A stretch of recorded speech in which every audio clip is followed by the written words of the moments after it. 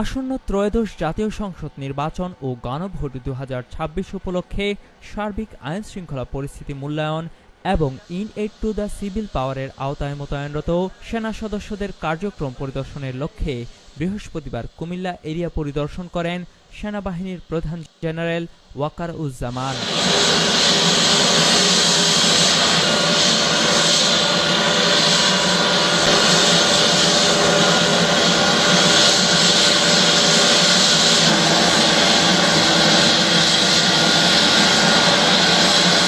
পরিদর্শনকালে সেনাবাহিনী প্রধান মোতায়েনকৃত সেনা সদস্যদের কার্যক্রম সরেজমিনে পর্যবেক্ষণ করেন এবং দায়িত্ব পালনে প্রয়োজনীয় দিক নির্দেশনা প্রদান করেন।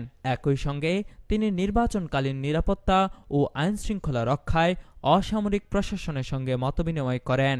সফরকালে কুমিল্লা জেলা প্রশাসনের সম্মেলন কক্ষে আয়োজিত মতবিনিময় সভায় ঊর্ধ্বতন সামরিক কর্মকর্তা, বিভিন্ন জেলার আইনশৃঙ্খলা রক্ষাকারী বাহিনী ও অসামরিক প্রশাসনের কর্মকর্তারা অংশগ্রহণ করেন।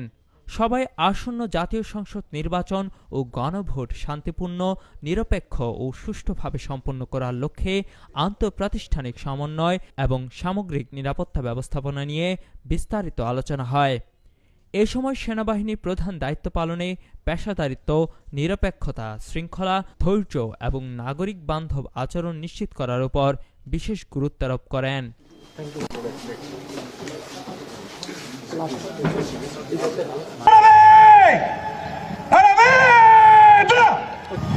33 মানবিক ডিভিশন, সর্বমোট জনবল 3000। আপনার মূল্যবান বক্তব্য শোনার জন্য প্রস্তুত স্যার।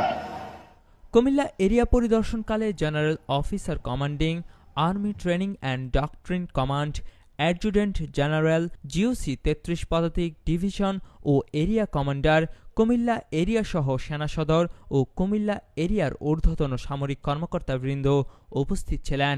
এছাড়াও অসামরিক প্রশাসনের ঊর্ধ্বতন কর্মকর্তাগণ এবং বিভিন্ন গণমাধ্যমের প্রতিনিধিবৃন্দ অনুষ্ঠানে উপস্থিত ছিলেন। কুমিল্লার কাগজ, নিউজ ডেস্ক।